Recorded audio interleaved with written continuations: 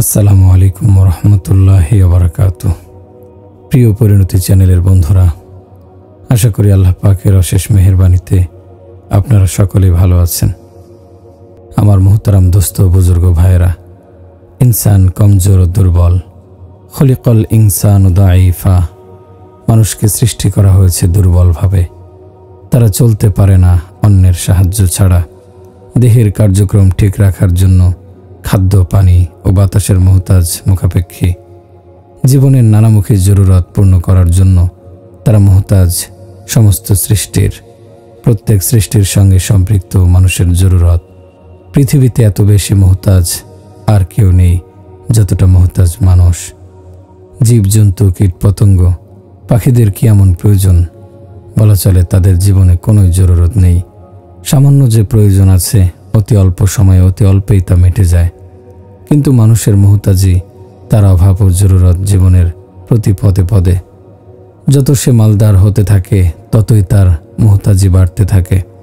যত সে সম্পদের মালিক হয়, অন্যের প্রতি নির্ভরশীলতা, অভাব ও জরুরত তার তত বেশি বৃদ্ধি পায়।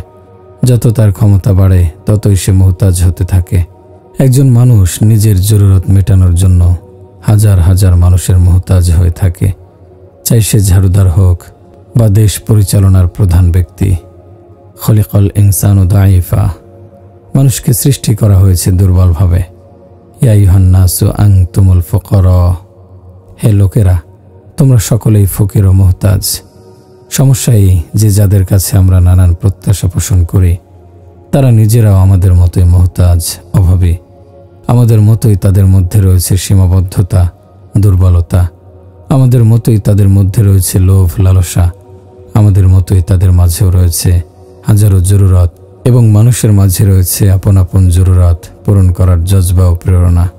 অতএব যখন এক অভাবী অন্য অভাবীর ওপর ভরসা করে, একজন মুহতাজ অন্য মুহতাজের আশ্রয় গ্রহণ করে, এক দুর্বল যখন অন্য এক দুর্বলের ওপর ভর করে, তখন ওই বুনিয়াদ টেকে না, ধসে পড়ে, সেই ইমারত ভেঙে পড়ে।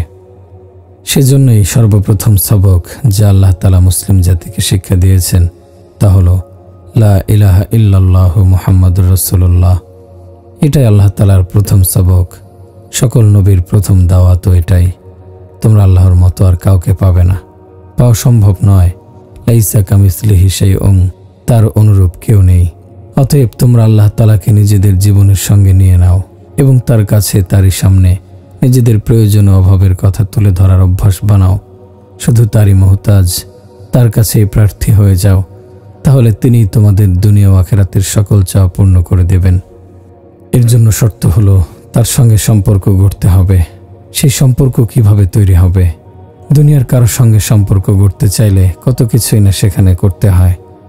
একজন এসপি, একজন কমিশনার অথবা এই জাতীয় কোনো অফিসারের সঙ্গে যদি সম্পর্ক গড়তে হয়, তাহলে মানুষ কিভাবে দৌড়ঝাঁপ করে, কত ঘোরাঘুরি করে, একে ধরে ওকে ধরে, সত্য মিথ্যা বলে, কত রকমের খোসামত করে।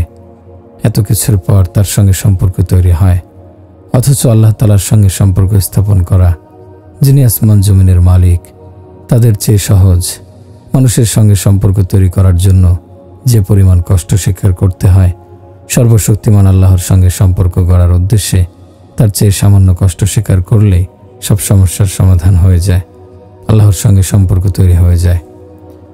দুনিয়ার বড় বড় মানুষের কাছে আমাদের আকাঙ্ক্ষা থাকে, খাবার চাই, যার কাছে আমার এই দাবি পেশ করি, তিনি নিজেও খাবার খেয়ে থাকেন। মানুষের কাছে আমাদের আরেকটি দাবি থাকে, নিরাপত্তা চাই, যার কাছে এই চাহিদা জানাই, তিনি নিজেই ভীত, তার নিজেরও নিরাপত্তার দরকার। আমাদের চাহিদা হলো মাল দৌলত বেড়ে যাক। যেসব মানুষের মাধ্যমে সম্পদ বাড়াতে চায়, তারা নিজেরাও সম্পদ বাড়াতে চায়। এমনইভাবে আমরা নিজেদের ঘর বাড়ি সুন্দর করতে চাই, কিন্তু যেই পদ্ধতিতে আমরা চেষ্টা করি, যাদের পকেট থেকে আমরা অর্থ, টাকা পয়সা বের করতে চাই, তারা নিজেরাও একই রকম আকাঙ্ক্ষা অন্তরে লালন করে থাকে। তারাও চায় খাবার ব্যবস্থা হোক, তারাও চায় নিরাপত্তা, তারাও চায় ঘর বাড়ির উন্নতি। অথচ আমরা যদি নিজেদের সম্পর্ক গড়তে পারি আল্লাহ তাআলার সঙ্গে, যিনি কোনো কিছুরই মুহতাজ নন, তিনি খানার মুহতাজ নন, পানির মুহতাজ নন, তিনি না কখনো ক্লান্ত হন, না কখনো পেরেশান হন, না কখনো তার খাজানা ভাণ্ডার থেকে কোনো ঘাটতি ঘটবে। লা তাখুযুহু সিনাতুন ওয়ালা নাওম, তাকে তন্দ্রাও স্পর্শ করতে পারে না এবং নিদ্রাও নয়। ওয়ালা ইয়াউদুহু হিফযুহুমা, তার সেগুলোকে আসমান জমিনকে ধারণ করা তার পক্ষে কঠিন নয়। ওমা মাসসানা মিন লুগুব, এবং আমাকে কোনরূপ ক্লান্তি স্পর্শ করেনি। ওমা কানা রব্বুকা নাসিয়্যা, আপনার পালনকর্তা বিস্মৃত হওয়ার নন। বিশ্ব চরাচরের এত বিশাল ব্যবস্থাপনা পরিচালনা করে তিনি ক্লান্ত হন না। তিনি কখনো ক্লান্ত হয়ে বলেন না, ক্লান্ত হয়ে পড়েছি, বিশ্রাম নিতে হবে। আজ দরবার মুলতবি, আবার কাল খুলবে। আমরা সকলেই নিজ নিজ চাহিদা তার দরবারে পেশ করতে পারি, তাতে কোনো বাধা নেই, কোনো সমস্যা নেই।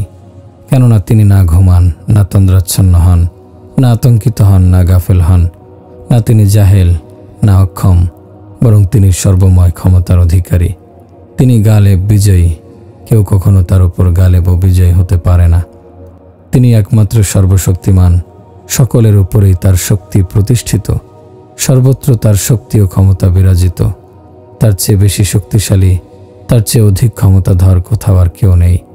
তিনি জাবের, বল প্রয়োগকারী, মজবুর, অপারগ নন। তিনি খালেক, স্রষ্টা, মাখলুক, সৃষ্ট নন। তিনি মালিক, অন্য কারোর মালিকানার অন্তর্গত মামলুক নন। তিনি সাহায্যকারী, অন্যের সাহায্যের মুহতাজ নন। তিনি হেফাজতকারী, নিজের হেফাজত ব্যবস্থাপনা অন্যের দ্বারা, বডিগার্ড দ্বারা সম্পূর্ণ করেন না। তিনি একমাত্র লালন পালনকারী, নিজের এই প্রতিপালন ব্যবস্থাপনা পরিচালনা করতে কারোর মুখাপেক্ষী হন না। তিনি সবকিছু দেখেন, কেউই তাকে দেখতে পায় না। সবকিছু প্রতিনিয়ত তার নখদর্পণে। লা তুদরিকুহুল আবসার, দৃষ্টিসমূহ তাকে পেতে পারে না। ওহুয়া ইউদরিকুল আবসার, অবশ্য তিনি দৃষ্টিসমূহকে পেতে পারেন। অর্থাৎ দৃষ্টিসমূহ তাকে দেখতে পারে না, কিন্তু তিনি সবাইকে দেখেন। অর্থাৎ তিনি কত দূর এবং কত দূরের। লা তারাহুল আয়ুন, চক্ষু তাকে দেখতে পায় না। চক্ষু তো নক্ষত্রকেও দেখতে পায় না, আল্লাহকে কিভাবে দেখতে পাবে? ওয়ালা তুখালিতুহুজ জুনুন, খেয়াল ও কল্পনাও আল্লাহ পর্যন্ত পৌঁছতে পারে না। অথচ পৃথিবীর সর্বাধিক দ্রুতগামী বাহন হলো কল্পনা। সারা দুনিয়ার সকল মানুষের কল্পনাকে একত্র করলেও সেই সকল কল্পনা শক্তির ঐক্যবদ্ধ প্রচেষ্টাতেও আল্লাহ তাআলা পর্যন্ত পৌঁছা কিছুতেই সম্ভব নয়। ওয়ালা ইয়াসিফুহুল ওয়াসিফুন, গোটা জগতের সকল মানুষ, জিন, ফেরেশতা মিলেও তার বর্ণনা শেষ করতে পারবে না। তিনি এত দূর এবং এত ঊর্ধ্বে, কিন্তু তার বিস্ময়কর বর্ণনা দেখুন। আকরাবু ইলাইহি মিন হাবলিল ওয়ারিদ, তার গ্রীবাস্থিত ধমনী থেকে অধিক নিকটবর্তী। এখানে দুইটি পরস্পর বিরোধী বিষয় একত্র হয়ে গেছে, দুইটি অসম্ভব সম্ভব হয়ে গেছে। এত দূর যে কল্পনাও সেখানে পৌঁছতে পারে না, আবার তিনি এত কাছে যে শাহরাগ থেকে অধিক নিকটবর্তী। একটি হাদিসে বর্ণিত হয়েছে, আল মুলকু লিল্লাহ ওয়াল কিবরিয়া লিল্লাহ ওয়াল জাবরুতু লিল্লাহ ওয়াল হাইবাতু লিল্লাহ ওয়াল কুদরতু লিল্লাহ ওয়ান নূরু লিল্লাহ। সবকিছুই আল্লাহর, নিরঙ্কুশ মালিকানা আল্লাহর, বড়ত্ব একমাত্র আল্লাহর, প্রতাপ আল্লাহর, প্রভাব আল্লাহর, কুদরত আল্লাহর, জালাল ও জামাল আল্লাহর।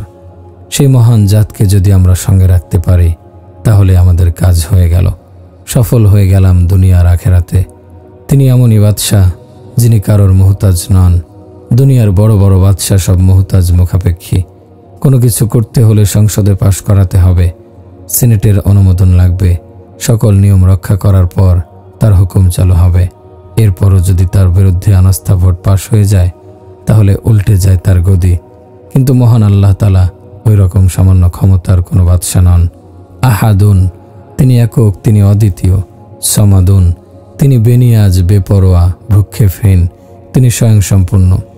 আল মুলকু লা শারীকা লাহ, তার বাদশাহীতে কারোর বিন্দুমাত্র দখল নেই, অংশ নেই, তার কোনো দৃষ্টান্ত নেই। তিনি সর্বোচ্চ, তার সমকক্ষ বরাবর কেউ নেই।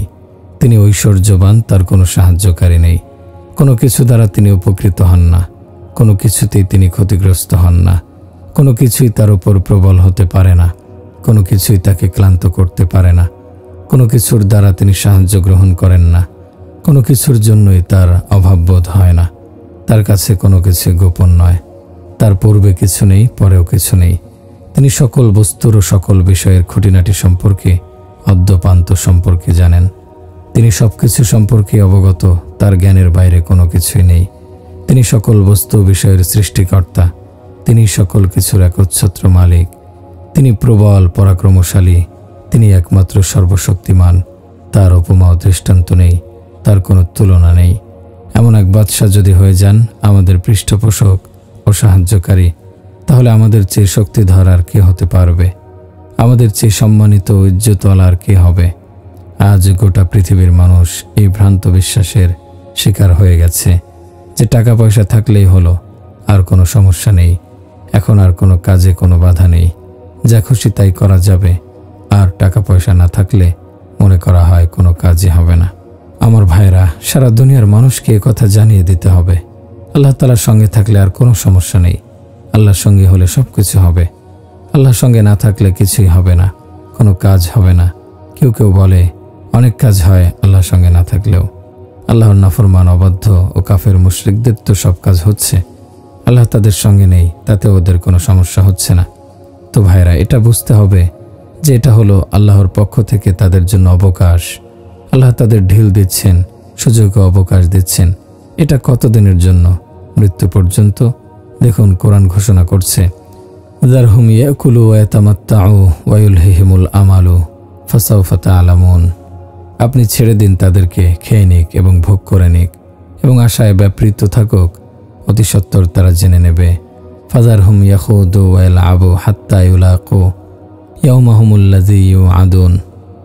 অতএব আপনি তাদেরকে ছেড়ে দিন, তারা বাকবিতণ্ডা ও ক্রীড়া কৌতুক করুক সেই দিবসের সম্মুখীন হওয়া পর্যন্ত, যে দিবসের ওয়াদা করা হচ্ছে তাদের সঙ্গে। যারনি ওমান খলাকতু ওয়াহিদা, যাকে আমি অনন্য করে সৃষ্টি করেছি তাকে আমার হাতে ছেড়ে দাও। যারনি অল মুকাজ্জিবিনা উলিন নি'মাতি আমাহিলহুম কলিলা, বিত্ত বৈভবের অধিকারী মিথ্যারোপকারীদেরকে আমার হাতে ছেড়ে দিন এবং তাদেরকে কিছু অবকাশ দিন। ইন্নাহুম ইয়াকিদুনা কাইদা ওয়া আকিদু কাইদা ফামাহিলিল কাফিরিনা আমহিলহুম রুয়াইদা। তারা ভীষণ চক্রান্ত করে আর আমি কৌশল করি, অতএব কাফেরদেরকে অবকাশ দিন, তাদেরকে অবকাশ দিন কিছুদিনের জন্য। এইসব আয়াতের মতলব দাঁড়ায় এটাই, আমি আমার নাফরমান ও অবাধ্যদের ঢিল দিয়ে রেখেছি। মিথ্যা বলে তারা অর্থ কামাই করছে এবং তারা রিজিক পাচ্ছে, তারা মানুষের অর্থ ও টাকা পয়সা লুটপাট করছে, তাদের উপর জুলুম অত্যাচার করে তাদের হক নষ্ট করছে, আমানতের খেয়ানত করছে, নিম্নমানের পণ্যকে ভালো বলে বিক্রি করছে, এভাবে তারা রিজিক পাচ্ছে। তো এই ব্যাপারটাকে আল্লাহর কোরআন বলছে যে আমি তাদেরকে ঢিল দিয়ে রেখেছি, অবকাশ ও সুযোগ দিয়ে রেখেছি। ওদেরকে আপনি বলে দিন, ওয়া উমলি লাহুম ইন্না কাইদি মাতিন। আসলে আমি তাদেরকে ঢিল দিয়ে থাকি, নিঃসন্দেহে আমার কৌশল সুনিপুণ। ওয়া কাযালিকা আখযু রাব্বিকা ইযা আখাযাল কুরা ওয়া হিয়া যালিমাতুন ইন্না আখাযাহু আলীমুন শাদীদ। আর তোমার পরওয়ারদিগার যখন কোনো পাপপূর্ণ জনপদকে ধরেন তখন এমনিভাবেই ধরে থাকেন, নিশ্চয় তার পাকড়াও খুবই মারাত্মক, বড়ই কঠোর। ইন্না ফি যালিকা লাআয়াতাল লিমান খাফা আযাবাল আখিরাহ। নিশ্চয় এতে নিদর্শন রয়েছে এমন প্রতিটি মানুষের জন্য যে আখিরাতের আযাবকে ভয় করে। আখিরাতের আযাবকে যে ভয় করে সেই সব থেকে সবক হাসিল করবে। আর যার মধ্যে আখিরাতের ভয় নেই সে এতে ধোঁকা খাবে, প্ররোচিত হবে, বিচ্যুত বিভ্রান্ত হবে। আখিরাতের প্রতি মুমিনদের জন্য এসব নিদর্শনই যথেষ্ট। এগুলো সবই আল্লাহ তাআলার পক্ষ থেকে দেয়া ঢিল অবকাশের অন্তর্ভুক্ত। এটা নয় যে তারা আল্লাহর চেয়ে বেশি শক্তিধর হয়ে কামাই করে নিচ্ছে, আল্লাহ তাদের ঠেকাতে পারছে না। আমার প্রিয় ভাইরা, আমরা আল্লাহকে আমাদের জীবনে সঙ্গী করে নেই। আল্লাহ তাআলা খানা খান না, পান করেন না, অতএব এই ভয় নেই, আদৌ এমন কোনো আশঙ্কা নেই যে তিনি বলবেন আগে আমি নিজে খেয়ে নেই, পান করে নেই, তারপর তোমাদের খাওয়াবো, পান করাবো।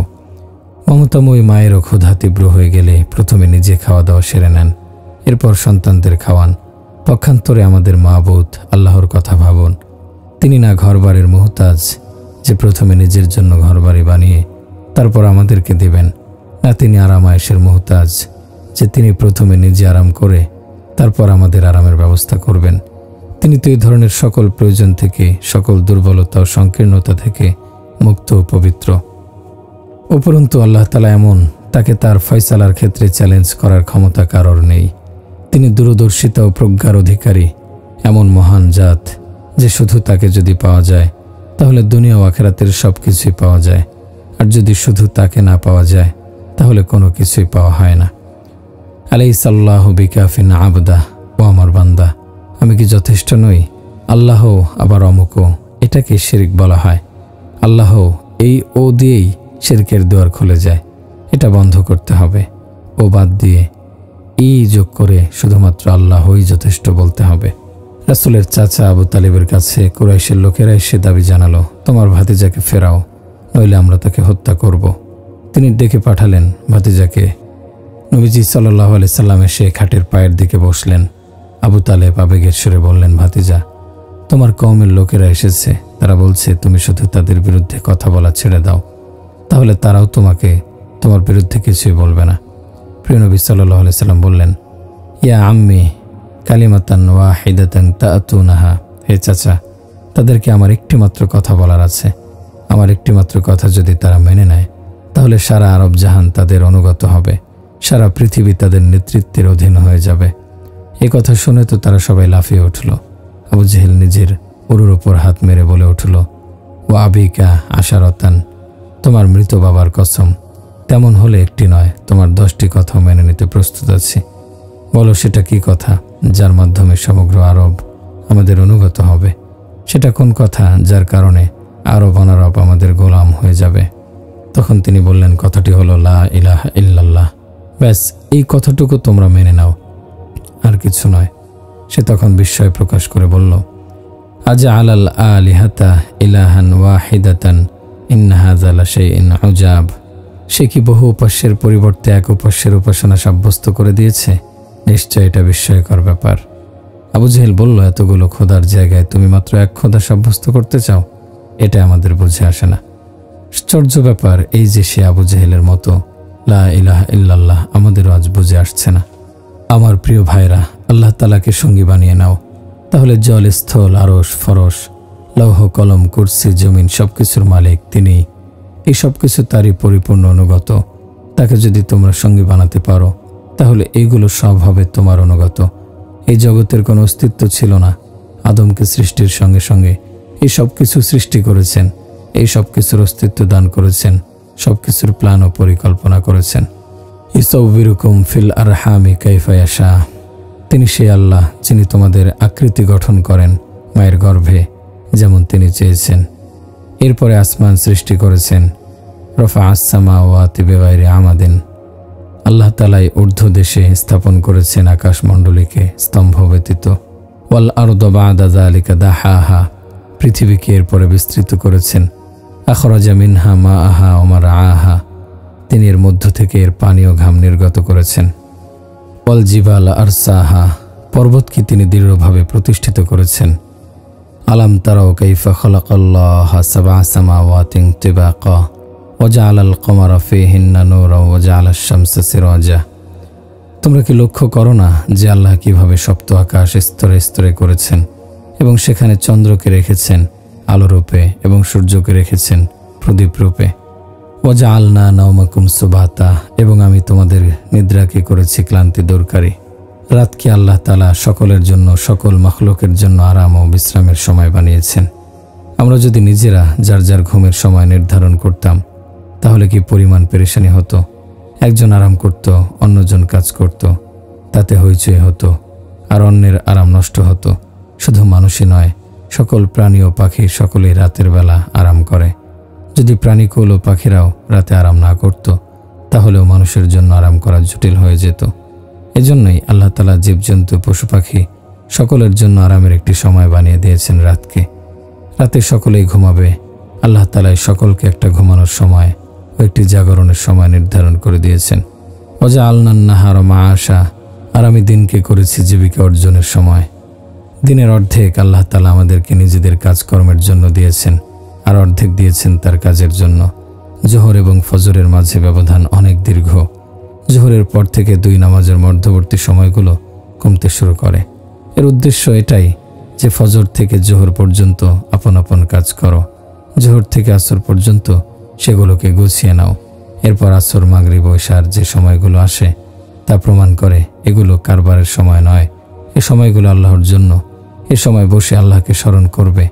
অথচ কি দুর্ভাগ্য, আমাদের কারবার শুরুই হয় আসর ও মাগরিবের সময় থেকে। ঠিক আল্লাহর মুহাব্বতের সময়ে আমাদের কারবার জমে ওঠে। আল্লাহকে স্মরণ করার সময় হয়ে গেছে, কারবারের সময় একেবারে উল্টা গঙ্গা বইয়ে দিয়েছি আমরা। মহান আল্লাহ তাআলা কোরআনের মাধ্যমে আমাদের জানাচ্ছেন, যা ছাড়া এক মুহূর্ত আমাদের জীবন বাঁচানো সম্ভব নয়। সেই বাতাসের প্রবাহ, যে পানির অপর নাম জীবন, সেই পানির ব্যবস্থাপনা, এমনইভাবে পাহাড়, সাগর, চন্দ্র, সূর্যের সকল শৃঙ্খল ব্যবস্থাপনা সবই আমাদের জন্য। ওই সব জিনিসের তো আল্লাহ তাআলার কোনো প্রয়োজন নেই। সব কিছু তিনি আমাদের কল্যাণের জন্যই সৃষ্টি করেছেন। অতএব সেই আল্লাহর সঙ্গে আমাদের সুসম্পর্ক রাখা উচিত। অথচ সামান্য প্রশাসনিক ক্ষমতা সম্পন্ন পৌরসভার কমিশনার, মেয়র অথবা এসপির সঙ্গে সুসম্পর্ক রাখা, তাদের প্রতি বাধ্য অনুগত থাকা, আর আসমান জমিনের মালিক বাদশার অবাধ্য হওয়া, তার সঙ্গে শত্রুতা রাখা কেমন নির্বুদ্ধিতা। মানুষ তো গুন্ডা বদমাশদের সঙ্গেও সুসম্পর্ক রাখে, এই উদ্দেশ্যে যে প্রয়োজনের মুহূর্তে যেন কাজে লাগে। আর আমরা আসমান জমিনের মালিক আল্লাহর সঙ্গে সম্পর্ক নষ্ট করে তাকে অসন্তুষ্ট করে চললে আমাদের জীবন কেমন বিস্বাদ হবে, কিভাবে আমরা শান্তি পাব?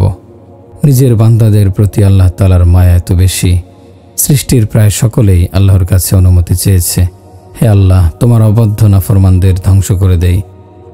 আল্লাহ তাআলা বলেন, তোমরা যার যার কাজ করো, আমাকে আমার কাজ করতে দাও, আমি আমার বান্দাদের তওবার অপেক্ষা করতে থাকব। এজন্য আমাদের সর্বপ্রথম করণীয় কাজ এটাই, নিজেদের এই দয়ালু আল্লাহকে সঙ্গী বানিয়ে নেই।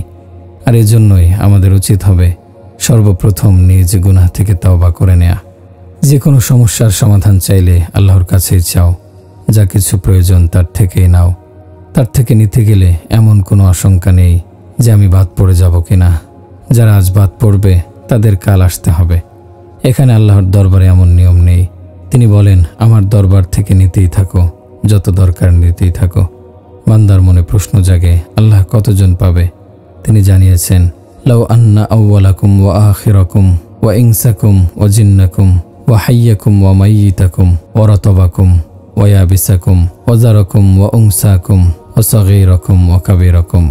জিন ইনসানের থেকে শেষ ব্যক্তিটি পর্যন্ত, জীবিত মৃত, যুবক বৃদ্ধ, পুরুষ নারী, ছোট বড়, প্রত্যেকটি সদস্য যদি একটি ময়দানে সমবেত হয়, ফাসআলুনি, প্রত্যেকে নিজ নিজ ভাষায় সম্মিলিত আওয়াজে আল্লাহর কাছে প্রার্থনা করতে থাকে, যার যা মনে চায় চাইতে থাকে। ফাআতাইতু কুল্লা ওয়াহিদিম মাসআলাতাহ, আর আমি তাদের প্রত্যেককে তাদের প্রার্থনা মতো সবকিছু দিয়ে দেই। মা নাক্কাসা যালিকা মিম্মা ইনদি ইল্লা মিম্মা ইয়ানকুসুল মুখীতু ইযা উদখিলাল বাহরা, তাতে আমার ভাণ্ডারে এতটুকু ঘাটতিও আসবে না যতটা ঘাটতি তৈরি হয় সমুদ্রের পানিতে সুই ডুবিয়ে তুললে। যেমনইভাবে ওই সমুদ্রে ঘাটতি আসে না, সমুদ্রের পানি কমে যায় না, সেভাবেই তোমার প্রতিপালকের ভাণ্ডারেও কোনো ঘাটতি আসে না। তো আমার ভাইরা, এমন আল্লাহ যদি আমারও আপনার সঙ্গে থাকেন, তাহলে কি মনে হয় আমাদের সব সমস্যার সমাধান হবে কি না? টাকা পয়সা উপার্জন করা কি খুব সহজ কাজ? উপার্জিত অর্থের সংরক্ষণ, সেটাও কি সহজ কাজ? কোনোটাই সহজ নয়। বরং অর্থের উপার্জন এবং অর্জিত অর্থের সংরক্ষণ যুবককে করে দেয় বৃদ্ধ। আল্লাহকে যদি সঙ্গে নিতে পারো, তাহলে তোমার দুনিয়া আখেরাতে সুখ আর সুখ, মাথা থেকে পা পর্যন্ত শান্তি আর শান্তি। অতএব আল্লাহর সঙ্গে বন্ধুত্ব গড়ো, আল্লাহকে আপন বানাও, আল্লাহকে রাজি ও খুশি করো, আল্লাহর সঙ্গে সম্পর্ক সৃষ্টি করো। সম্পর্ক মানে কি? লোকে বলে, চিন্তা করো না, ওর সঙ্গে আমার সম্পর্ক আছে, আমি গেলেই কাজ হয়ে যাবে, আমি তার দুয়ারে গেলে আমাকে ঠেলতে পারবে না, আমাকে ফেরত দিতে পারবে না, একেই বলে সম্পর্ক। আমি তাকে চিনি, সেও আমাকে চেনে, এটাকে বলে পরিচিতি। পরিচয় আর সম্পর্ক ঘনিষ্ঠ হলে সেখানে এমন অবস্থা তৈরি হয়, আপনি তার দুয়ারে গেলে সে অবশ্যই আপনার কাজ করে দেয়, যদি তার সাধ্যে থাকে এবং সে আপনাকে ফিরিয়ে দিতে পারে না। সেইভাবে আল্লাহর সঙ্গে সম্পর্ক গড়ুন। আর দেখুন, আল্লাহ তাআলা এই সম্পর্কের কারণে তার বান্দার প্রার্থনা সম্পর্কে কি বলেন, আমার বান্দার প্রার্থনার হাত খালি ফেরাতে আমার লজ্জাবোধ হয়। এর নাম সম্পর্ক। আল্লাহর সঙ্গে এই সম্পর্ক তৈরি করুন। মালিক ইবনে দিনার রহমতুল্লাহি আলাইহি নৌকায় সফর করছিলেন, খুব সাধারণ পোশাক পরা ছিলেন। সেই নৌকার অন্য এক যাত্রীর খুব দামি একটি পাথর চুরি হয়ে গিয়েছিল। সেটা ছিল অমূল্য জওহরের হীরা। লোকটি হারানো হীরার জন্য হইচই শুরু করল এবং মালিক ইবনে দিনারকে চোর সাব্যস্ত করে বসল। সেই নৌকাতে সেই যুগের বিখ্যাত ওলি জুন্নুন মিসরিও হাজির ছিলেন। তিনি লোকটির হইচই বন্ধ করে দিয়ে বললেন, আপনি একটু সবর করুন, আমি ওর সঙ্গে একটু কথা বলে দেখি। তিনি উঠে গিয়ে মালিক ইবনে দিনারের কাছে বসলেন। বেটা, তুমি কি ভুল করে লোকটির হীরা নিয়েছ? তিনি লাফিয়ে উঠে এমন জবাব দিলেন না যে, দেখুন, আমি কোনো চোর নই, প্রয়োজনে আপনারা আমার সামান তালাশ করুন। এই নিন আমার ব্যাগ দেখুন, আমার পকেট দেখুন, আমি এখানে চুরি করতে আসিনি। এসব কিছুই তিনি বললেন না। তাহলে তিনি জুন্নুন মিস্রির কথা শুনে কি জবাব দিলেন? তিনি মুখে কোনো কথাই বললেন না, বরং একবার শুধু আকাশের দিকে চোখ মেলে তাকালেন, যেন তিনি আসমানওয়ালাকে জানিয়ে দিলেন, মাওলা, তুমি যেমন চেয়েছ তাই হোক, আমার কোনো অভিযোগ নেই, তোমার ফয়সালায় আমি সন্তুষ্ট। হায়, তারাও ছিলেন মানুষ, আর আজকের আমরাও মানুষ। প্রিয় নবী সাল্লাল্লাহু আলাইহি সাল্লাম ইরশাদ করেন, এমন একটি সময় আসবে যখন আমার উম্মতের আকাঙ্ক্ষা থাকবে শুধু টাকা পয়সা জমানো, অথবা শুধু শাহওয়াত পুরা করা। শুধু সুস্বাদু উপাদেয় খাবারের প্রতি থাকবে তাদের জীবনের প্রধান আকর্ষণ, অথবা যৌন আকাঙ্ক্ষা মেটানোর লক্ষ্যে নারীদের পেছনে দৌড়ানো হবে তাদের জীবনের প্রধানতম কাজ। এগুলো ছাড়া তাদের জীবনে আর কোনো আকাঙ্ক্ষা থাকবে না। সেই সময়ে যেসব মানুষ পৃথিবীতে থাকবে তারা মানুষ নয়, মানুষের চেহারায় তারা হবে জানোয়ার। কয়েক বছর পূর্বেও মালিক ইবনে দিনার এমন ছিলেন। সারাক্ষণ তিনি থাকতেন মদের নেশায় বিভোর, পানশালার আড্ডায় তিনি হতেন মধ্যমণি। এরপর মহান আল্লাহর করুণায় তিনি হেদায়েত লাভ করেছেন। আল্লাহর সঙ্গে সম্পর্ক গড়ার, তার মহব্বত ও ভালোবাসা অর্জনের জন্য মেহনত করেছেন, মুজাহাদা করেছেন, জান লাগিয়েছেন। তারপর তিনি পেয়েছেন এমন দুর্লভ মর্যাদা, নাজরা নাজরাতাং ফাসসামা। তিনি আসমানের দিকে একবার চোখ মেলে তাকালেন। এরপরে হঠাৎ সেই নৌকাটিকে চতুর্দিক থেকে অসংখ্য মাছ ঘিরে ধরল, যাদের প্রত্যেকের মুখে ছিল একটি করে জৌহরের হীরা। তিনি একটি মাছের মুখ থেকে একটি হীরা তুলে নিয়ে জুন্নুন মিস্রিকে দিয়ে বললেন, আমি চুরি করিনি, তবে এই হীরা আপনি ওই লোকটিকে দিয়ে দিন। এই বলে তিনি নৌকা থেকে নেমে পড়লেন এবং পানির উপর দিয়ে হেঁটে হেঁটে নদী পার হয়ে গেলেন। লাউ কানা লি ইবনি আদমা হাব্বাতুশ শাঈরি মিনাল বাকিনি আইয়ামশিআ আলাল মা'i। যে ব্যক্তির দিলে জবের দানা পরিমাণ ইয়াকিন, আল্লাহর থেকে সবকিছু হওয়া বিশ্বাস, তাওয়াক্কুল ও ভরসা থাকবে, সে পানির উপর দিয়ে হেঁটে যেতে পারবে। পানি তাকে ডুবাতে পারবে না, তার জন্য রাস্তা করে দিতে বাধ্য হবে। অতএব আমার ভাইরা, আল্লাহর সঙ্গে সম্পর্ক গড়ে তুলুন। উম্মে সাদ রাদিয়াল্লাহু আনহার পুত্র মারা গেল। পুত্রের ইন্তেকালের খবর পেয়ে তিনি বেরিয়ে এলেন। ততক্ষণে তার মৃত পুত্রকে গোসল দেয়া ও কাফন পরানো হয়ে গেছে। উম্মে সাদ এসে পায়ের কাছে বসে পড়লেন। সেই মুহূর্তে সেখানে নবীজি সাল্লাল্লাহু আলাইহি সাল্লাম হাজির ছিলেন। তিনি তাকেও কিছুই না বলে দোয়া করতে শুরু করলেন। আমানতু বিকা তাওয়ান ওয়া হাজারতু ইলাইকা রাগবাতান। হে আল্লাহ, তোমার মহব্বতে স্বেচ্ছায় কালেমা পড়েছি, তোমারই মহব্বতে মক্কার ঘরবাড়ি ছেড়ে তোমার নবীর শহর মদিনায় হিজরত করেছি। আজ এমন মুহূর্তে তুমি আমার পুত্রকে নিয়ে গেলে, ফালা তুশমিত বিয়াল আদা।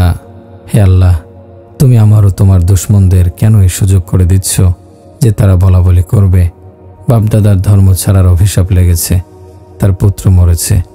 ও আল্লাহ, আমার ইজ্জত রক্ষা করো। ব্যাস, শুধু এতটুকুই বললেন, আমার দুশমনদেরকে হাসার ও টিটকারি করার সুযোগ দিও না। হযরত আনাস রাদিয়াল্লাহু আনহু বর্ণনা করেন, আল্লাহর কসম, তার মুখের কথা শেষ হতে না হতেই মৃত লাশের মধ্যে নড়াচড়া শুরু হলো। এরপর কাফনের কাপড় সরিয়ে সোজা উঠে বসল তার মৃত পুত্র। আল্লাহর সঙ্গে এই সম্পর্ক আমরাও গড়তে পারি। উম্মে সাদকে দেখুন, আল্লাহর রাসূল সেখানে হাজির। তার কাছে গিয়ে বললেন না, ইয়া রাসূলুল্লাহ, আপনি দোয়া করে দিন, বরং আল্লাহর সঙ্গে সম্পর্কের কারণে নিজেই দোয়া করলেন। এক মুসলিম অন্য মুসলিমের জন্য দোয়া করা সুন্নত, দোয়া চাওয়া সুন্নত, কিন্তু আমাদের সমাজে রেওয়াজ হয়ে গেছে এমন, আমি কিছুই করব না, হুজুর আমার জন্য খাস করে দোয়া করবেন। এটা তো সেই লোকের মতোই হলো, হুজুর আমার পেটে ভীষণ ব্যথা, আপনি দয়া করে ব্যথায় কাতর হয়ে কান্নাকাটি করুন, ওহ আহ করুন, আমি কিছু করতে পারবো না, যা করার আপনি করুন। আরে ভাই, পেটে ব্যথা হয়েছে আপনার, হায় হায় আপনাকেই করতে হবে। আপনার ব্যথার জন্য হুজুর কেন হায় হায় করতে যাবেন? এক সাহাবী বাড়িতে ঢুকে নিজের স্ত্রীকে জিজ্ঞাসা করলেন, খাবার কিছু আছে? স্ত্রী জবাব দিলেন, না, খাবার মতো আজ কিছুই নেই, আজ না খেয়ে দিন কাটাতে হবে। সাহাবী পেরেশান ও চিন্তিত হয়ে পড়লেন। ক্ষুধার যন্ত্রণা নিয়ে ঘরে বসে থাকা সম্ভব নয়, অন্যদের ক্ষুধার্ত অবস্থা সহ্য করাও কষ্টকর। তিনি বাইরে বের হয়ে পড়লেন। স্ত্রী চিন্তা করলেন, আমি কিভাবে আমার এই অভাব ও অনাহারের বিষয়টি লুকাবো, আমার প্রতিবেশীরা যেন বুঝতে না পারে আমাদের গৃহে খাবার নেই। তিনি চুলা জ্বালাতে শুরু করলেন। চুলার ধোঁয়া দেখে যেন প্রতিবেশীরা বুঝতে পারে ওই গৃহে রান্না চলছে। অপরদিকে খালি ও শূন্য যাতা ঘোরাতে থাকলেন, যেন সেই আওয়াজ শুনে আশপাশের মহিলারা বুঝতে পারেন আটা পেশা চলছে। এইভাবেই মানুষের কাছে নিজেদের ক্ষুধা ও দারিদ্র্যকে লুকানোর সকল চেষ্টার পাশাপাশি মহান পরওয়ারদিগারের কাছে আরজি পেশ করে দিলেন, ওগো আমার আল্লাহ, তোমার কাছে গোপন নয় যে আমরা ক্ষুধার্ত, অনাহার, ক্লিষ্ট। আল্লাহুম্মারযুকনা, হে আল্লাহ আমাদের রিজিকের ব্যবস্থা করো। ব্যাস, শুধু একটি বাক্যের হৃদয় নিংড়ানো ব্যাকুল মিনতি, আল্লাহ আমাদের রিজিক দাও। এই বাক্য শেষ হওয়ার আগেই চুলার ওই দিক থেকে খুশবু আসতে শুরু হলো। ইতিমধ্যে স্বামী এসে দরজায় আওয়াজ দিলেন। বিবি উঠে গেলেন স্বামীর উদ্দেশ্যে। স্বামী স্ত্রী চুলার দিকে তাকালে দেখতে পেলেন সেখানে গোশত ভুনা হচ্ছে। ঘরে ঢুকে দেখতে পেলেন সেই খালি যাতা নিজে নিজেই ঘুরছে, আর সেখান থেকে অবিরাম আটা বের হচ্ছে। বাড়িতে যতগুলো পাত্র ছিল সবগুলোতে আটা ভরে নেওয়া হলো। আটা রাখার উপযোগী আর কোনো বর্তন ঘরে ছিল না। এবার সেই যাতার এক চাকিয়ে উঠিয়ে দেখলেন সেখানে কিছুই নেই। সাহাবী হাজির হয়ে গেলেন প্রিয়নবীর দরবারে, শোনালেন তাকে ঘটনার সবটুকু। প্রিয়নবী সব শুনে বললেন, তুমি উঠিয়ে না দেখলে কিয়ামত পর্যন্ত ওই যাতা চলতে থাকতো। আমার ভাইরা, আল্লাহ তাআলার সঙ্গে এই রকম সম্পর্ক বানিয়ে নাও, তাহলে আর পণ্য বিক্রির জন্য মিথ্যা বলার প্রয়োজন পড়বে না। তাহলে আর আমাদেরকে সুদের কারবার করতে হবে না। তাহলে আর নগদ বিক্রির রেট আলাদা আর বাকি বিক্রির রেট আলাদা করার প্রয়োজন পড়বে না। আল্লাহ তাআলার সঙ্গে সম্পর্ক গড়ে নিন। তার কাছে যেন প্রাণ খুলে ইয়া আল্লাহ বলে চাওয়ার অভ্যাস হয়ে যায়, যেন তার কাছে প্রার্থনার শিক্ষা জীবনে এসে যায়। আল্লাহর কসম, এই দোয়ার মধ্যে আছে এমন শক্তি যার দ্বারা আরশের দরজা খুলে যায়। শর্ত এই যে ওইভাবে দোয়া করার শিক্ষা থাকতে হবে। আমাদের সর্বপ্রথম করণীয় কাজ হলো তাওবা করা। আমাদের সকলকে তাওবা করতে হবে। আয় আল্লাহ, আমি তাওবা করছি, আল্লাহ আমি তাওবা করছি, আমার তাওবা কবুল করো। আজ আমাদেরকে নিজ নিজ পাপাচার থেকে তাওবা করতে হবে। দ্বিতীয় করণীয় কাজ হবে, আজ থেকে আমার জীবনকে প্রিয়নবী সাল্লাল্লাহু আলাইহি সাল্লামের মুবারক জীবনের অনুসারে গড়ে তুলতে হবে। আর এই মুহূর্ত থেকেই সেটা শিখতে শুরু করে দেব। এই যে মেহনত চলছে, এটা আমাদের জীবনকে নবীজির তরিকায় গড়ে তোলার জন্যই। এটা ছাড়া এই মেহনতের দ্বিতীয় আর কোনো উদ্দেশ্য নেই। আল্লাহর কাছে কোনো আত্মীয়তা চলবে না, চলবে না আরবি, কুরাইশি, বাদশাহী বা এমনি ধরনের কোনো কিছু। সেখানে চলবে শুধু একটি মুদ্রা, সেটা হলো লা ইলাহা ইল্লাল্লাহ মুহাম্মাদুর রাসূলুল্লাহ। যাকে আল্লাহ তাআলা নিজের নামের সঙ্গে মিলিয়ে রেখেছেন, তার তরিকা গ্রহণ করতে হবে, তার জীবন আদর্শের সুন্নাতের অনুসরণ করতে হবে। তাহলে আল্লাহ তাআলা সাদারও হবেন, কালারও হবেন, আমিরেরও হবেন, ফকিরেরও হবেন। প্রিয়নবী সাল্লাল্লাহু আলাইহি সাল্লামকে আল্লাহ তাআলা নিজের নৈকট্য দান করেছেন, তাকে আরও দান করেছেন নিজের সঙ্গ। আদম আলাইহিস সালামের দেহে যখন আল্লাহ তাআলা রূহ দান করলেন, তখন তিনি চোখ মেলেই দেখলেন আরশের উপর লিখিত রয়েছে লা ইলাহা ইল্লাল্লাহ মুহাম্মাদুর রাসূলুল্লাহ। যখন তিনি জান্নাতে গেলেন, দেখলেন জান্নাতের দরজায় লেখা রয়েছে লা ইলাহা ইল্লাল্লাহ মুহাম্মাদুর রাসূলুল্লাহ। যখন জান্নাতের হুরদের দেখলেন তাদের প্রত্যেকের কপালে লেখা রয়েছে লা ইলাহা ইল্লাল্লাহ মুহাম্মাদুর রাসূলুল্লাহ। 1 নম্বর কাজ তওবা করা, দ্বিতীয় কাজ প্রিয়নবীর অনুসরণ করা, অর্থাৎ তার জীবন আদর্শের আলোকে আমাদের জীবন গড়ে তোলা। এই পৃথিবীতে মহান আল্লাহর নিকট সর্বশ্রেষ্ঠ সম্মানের অধিকারী ব্যক্তিত্ব মুহাম্মাদুর রাসূলুল্লাহ সাল্লাল্লাহু আলাইহি সাল্লাম। পৃথিবীর বিখ্যাত ব্যক্তিদের মধ্যে কারোর অবদান এই যে তিনি কোনো বিখ্যাত চমৎকার মহল তৈরি করেছেন, যেমন তাজমহল। কারোর অবদান এই যে তিনি রাজ্য পরিচালনা করেছেন, কেউ চাঁদে গেছেন, কেউ বা মঙ্গল গ্রহে পৌঁছে গেছেন। অথচ আল্লাহর রাসূল সাল্লাল্লাহু আলাইহি সাল্লাম একই রাতে বাইতুল্লাহ থেকে বাইতুল মুকাদ্দাস গিয়েছেন। সেখান থেকে এক কদমে প্রথম আসমান, তারপর দ্বিতীয়, এরপর তৃতীয়, সর্বশেষ সপ্তম আসমানে গিয়েছেন।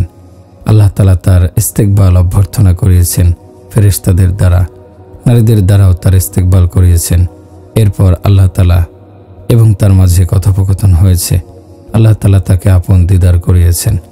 এমন মহান নবীর জীবন দর্শন ছেড়ে, তার সুন্নাহ ও আদর্শ ছেড়ে আমরা কোথায় যাচ্ছি? এক বেদুইন প্রিয় নবীজির খেদমতে হাজির হয়ে 3টি বিষয় জানতে চাইল। 1, আপনি চান আমরা যেন বাপদাদার ধর্ম ছেড়ে দিয়ে আপনার দিন মেনে নেই, এটা কি সম্ভব? 2, আপনি দাবি করে থাকেন একদিন রোম ও পারস্য আমাদের পদানত হবে, এটা কি সত্য? 3, আপনি বলে থাকেন মৃত্যুর পর আমাদের দেহ মাটিতে মিশে যাবে, এরপর নাকি আবার আমাদের জীবিত করা হবে, এও কি সত্য? প্রিয় নবী সাল্লাল্লাহু আলাইহি সাল্লাম বললেন, আল্লাহ তোমাকে দীর্ঘ জীবন দান করুন। তুমি তোমার জীবদ্দশাতেই দেখতে পাবে সমগ্র আরব জাহান বাপদাদার ধর্ম ছেড়ে দিয়ে ইসলাম ধর্মে দীক্ষিত হয়ে গেছে। তুমি এটাও দেখতে পাবে ইসলামী সেনাবাহিনী রোম ও পারস্য জয় করবে। এরপর থাকলো কিয়ামত সংক্রান্ত তৃতীয় বিষয়টি, ওলা খুজান্নাকা বিয়াদিকা হাজিহি ওলা উজাক্কিরান্নাকা বিমা আলাতিকা হাজি। কিয়ামতের ময়দানে আমি তোমার এই হাত ধরে তোমাকে এই কথাটি স্মরণ করিয়ে এই বিষয়টির প্রমাণ দেব। বিদুইন বলা শুরু করলো, আমি এসব বাজে কথা বিশ্বাস করি না। এ কথা বলেই সেখান থেকে চলে গেল। এই বিদুইন বেঁচে থাকতে থাকতেই মক্কা বিজয় হলো। তার জীবদ্দশাতেই তাবুক পর্যন্ত বিস্তৃত গোটা আরব অঞ্চল ইসলামী শাসনের অধীন হয়ে গেল। এরপরও সে মুসলমান হলো না। তার জীবনকালেই সংঘটিত হলো কাদেসিয়ার যুদ্ধ। এ যুদ্ধে মুসলিম বাহিনী এক বৃহৎ শক্তি পারস্য সাম্রাজ্য জয় করে নিল। ইয়ারমুকের লড়াই হলো। সে যুদ্ধে মুসলিম বাহিনী রোমানদের পরাজিত করার মাধ্যমে রোম সাম্রাজ্যকে ইসলামী শাসনের অধীন করে নিল। এবার বেদুইনের অন্তরে ভয় ঢুকে গেল, কারণ গোটা আরব এবং রোম ও পারস্য ইসলামের অধীন হওয়া সংক্রান্ত মুহাম্মদের দুটি ভবিষ্যৎবাণী তো ঘটেই গেল, তাহলে তৃতীয়টিও নিশ্চয় সময় মতো ঘটবেই। অতএব সে মুসলমান হয়ে মদিনায় হিজরত করল। যখন মসজিদে নববীতে এসে প্রবেশ করল, তখন হযরত উমর রাদিয়াল্লাহু আনহু উঠে গিয়ে তার ইস্তেকবাল করলেন। এরপর অন্য সাহাবীদেরকে বললেন, তোমরা জানো এই লোকটিকে? এ হলো সেই বিরল সৌভাগ্যের অধিকারী যার সম্পর্কে প্রিয় নবী সাল্লাল্লাহু আলাইহি সাল্লাম বলেছেন, কিয়ামতের দিন আমি তোমার হাত ধরে তোমার কথাটি স্মরণ করিয়ে দেব। আর কিয়ামতের ময়দানে প্রিয় নবী যার হাত ধরবেন, জান্নাতে না পৌঁছানো পর্যন্ত তিনি তার হাত ছাড়বেন না। সুতরাং এটা নিশ্চিত এ লোকটি জান্নাতে। আমার ভাইরা, সবকিছু থেকে সম্পর্ক ছিন্ন করে আল্লাহ ও রাসূলের সঙ্গে সম্পর্ক গড়ে তোলো। এসো ভাই, তাওবা করি, জীবনটাকে আল্লাহর রাসূলের গোলামিতে কাটাই। রাসূলের জীবনযাপন পদ্ধতিতে রয়েছে মানব জীবনের স্বস্তি ও শান্তি। মিথ্যার পথে রয়েছে জীবনের অশান্তি ও পেরেশানি, রয়েছে নানান মুসিবত। সুতরাং আজই তাওবা করুন। আর তাওবা পাক্কা হবে তখন যখন মানুষ পরিবেশ পরিবর্তন করবে, নিজের পরিবেশ ত্যাগ করে উন্নত অনেক পরিবেশ অবলম্বন করবে। কারণ বিদ্যমান পরিবেশ তাওবা মজবুত হচ্ছে না, ভেঙে যাচ্ছে। সেজন্য এই পরিবেশ থেকে বের হওয়া জরুরি।